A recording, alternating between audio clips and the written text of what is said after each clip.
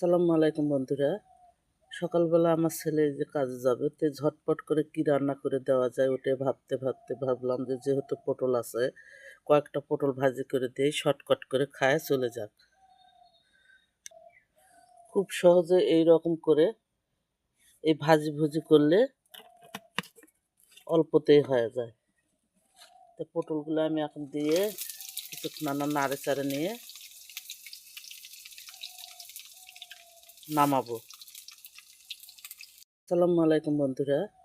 সকালবেলা আমার ছেলে যে কাজে যাবে, তো ঝটপট করে কি রান্না করে দেওয়া যায় ওটাই ভাবতে ভাবতে ভাবলাম যে যেহেতু পটল আছে, কয়েকটা পটল ভাজি করে দিই, শর্টকাট করে খায় চলে যাক।